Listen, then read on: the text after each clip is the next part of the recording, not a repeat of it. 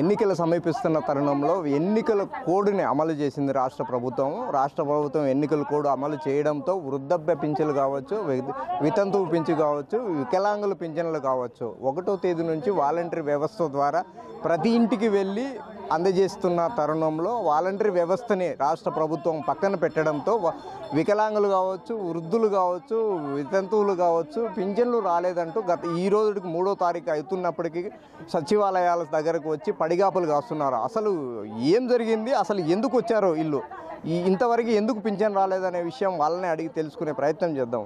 పెద్దనా మీకు పింఛన్లు ఎప్పుడు వస్తున్నాయి? ఇంతకుముందు 1వ తారీఖే పొద్దున్నే 6 గంటలకు ఇస్తున్నారు వాలంటీర్లు. 6 గంటలకు ఇస్తున్నారా? ఇప్పుడు ఏందో ఎలక్షన్ కోడ్ అని వాళ్ళేమో కోర్టుకు పెట్టారట. చంద్రబాబు నిమ్మగడ్డ నాకు కోర్టుకు పెట్టారట. అట్టందుకు తీసేసినారు వాలంటీర్లు కూడా. వాళ్ళు ఏమైనా ప్రచారం చేస్తామని తీసేసిన మా కడుపు కొడుతున్నారు. ఇప్పుడు వాలంటరీ వ్యవస్థ ఉన్నప్పుడు బాగుండిందా, ఇప్పుడు బాగుండిందా? వాలంటీర్ వ్యవస్థ ఉన్నప్పుడు బాగుంది, లక్షణంగా ఉంది. ఇంటికి వాళ్ళు లేపి ఇస్తున్నారు పింఛని. ఈ ఎండకు ఇప్పుడు ఇట్లా చేస్తున్నాడు. మీకు ఎప్పటి వరకు పింఛన్ వచ్చేది మామూలుగా? ఇప్పుడు ఎన్ని రోజులు అయింది? ఇప్పుడు సచివాలయం కాడికి వచ్చిన తర్వాత వీళ్ళు ఏం చెప్తున్నారు మీకు పింఛన్ విషయంలో? ఏందో మీటింగ్ అంటున్నారు, ఎప్పుడో ఇస్తాము రేపు మధ్యాహ్నం రా అంటున్నారు. రోజు వారంటీ ఆమె ఇంటికి వచ్చి ఇస్తాను మాకు రోజు. ఇప్పుడు చాలా ఏళ్ళ నుంచి ఇస్తానే ఉండదు నాయన. ఆమె వాళ్ళు బట్టి నుంచి ఇస్తాను వారంటీ వాళ్ళది బాగానే మాకు.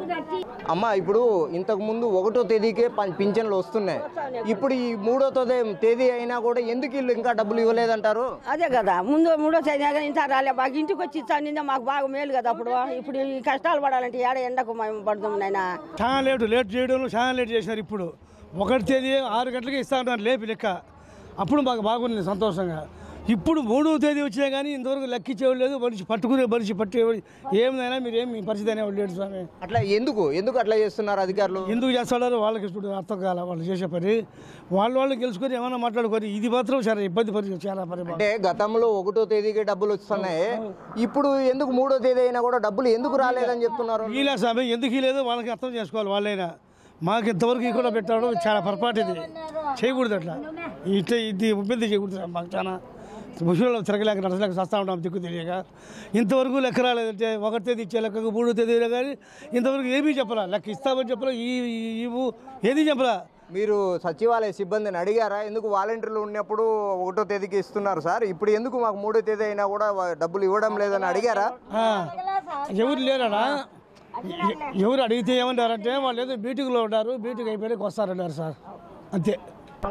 ఏది ఏమైనా కూడా వాలంటరీ వ్యవస్థ ఉన్నప్పుడు 1వ తారీఖుకే మాకు పింఛన్లు ఇస్తున్నారు. అయినా కూడా ఇప్పుడు 3వ తేదీ అవుతున్నప్పుడు కూడా ఇంతవరకు సచివాలయ సిబ్బంది వాళ్ళని పింఛన్ల విషయంలో ఏ విషయం చెప్పకుండా మమ్మల్ని నెగ్లెక్ట్ చేస్తూ ఇక్కడే కూర్చోబెట్టాడు. ఉదయం 9 గంటల నుంచి ఇప్పుడు 12 గంటలు అవుతున్నప్పుడు కూడా పడిగాపులు కాస్తున్నప్పుడు కూడా సచివాలయ సిబ్బంది ఏ విధంగా స్పందించడం లేదంటున్న పింఛనదారులు. కెమెరా పర్సన్ సుదర్శన్తో మధు, బిగ్ టీవీ, కడప.